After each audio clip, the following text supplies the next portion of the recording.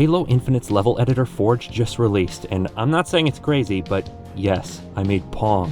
Back in Halo 3, Forge was originally made to simply edit existing maps, but that quickly changed to making entirely new maps after the community pushed it to its limits, and Bungie saw the potential to develop it further. The expansion of its features has continued through every game, and with Infinite's Forge, we now have a whole visual scripting system available to us.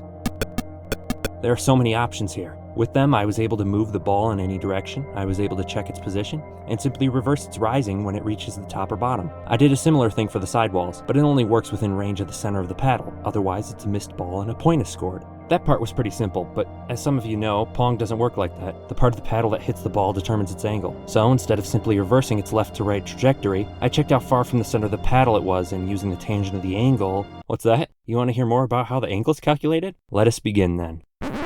There are probably some of you that actually wanted to hear that, but if I actually told you, everyone else would leave, so get dabbed on. Now, what I haven't told you is how the player interacts with it. It's actually pretty simple. Players are just another object, so I check to see if you move forward or backward, and if you do, I then move the paddle up or down. You are then teleported back to your original position. That, along with a very small area, keeps you from moving too much during gameplay, but just enough to be seen by the game. The TV area was easy to make with the new scaling feature, and that's about everything about PONG. But this shows what can be done with Forge now. I made another game called Stompers, where you try to jump on your opponent's block. I used a similar technique to check for the player jumping. When detected, the block jumps in the air. Its trajectory is calculated with more, angle stuff. Both of these were made only almost a week after Forge's release. Is this Forge amazing or what? Well, if you noticed, I said almost a week. That's because, as of writing the script, I haven't finished polishing them yet. And by polishing, I mean, like, oh, I don't know, fixing every bug that the game keeps trying to use to destroy my plans. Duplicate your prefab? Say goodbye to it. Want to choose colors? Nope, the game wants that block bright pink. You can't even color cylinders. There are a number of things I won't even mention. One instance of my script decided enough was enough, and I was no longer allowed to do anything more with it.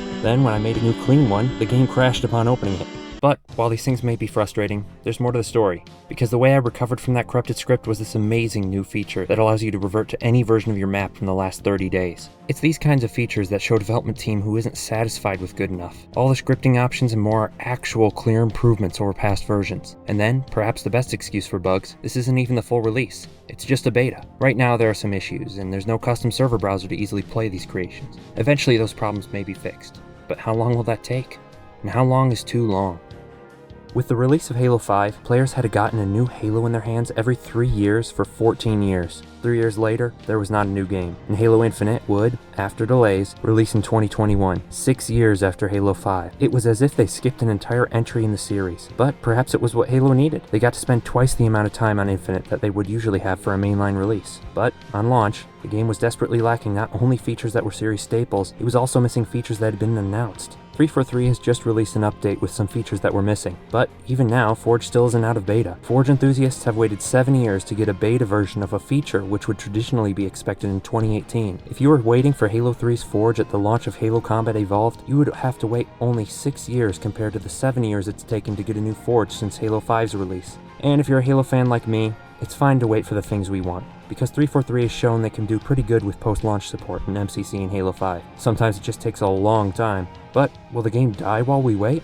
Well, Halo Infinite's multiplayer is free to play, so it's easy for people to jump back in, and with a custom browser announced for Season 3, it might bring the game the audience it needs. So many people have had such great memories with Halo custom games. With Forge more powerful than ever, awesome custom lobbies might be enough to finally bring people back in once 343 fleshes it all out. If you ever release your own game, wait until it's ready.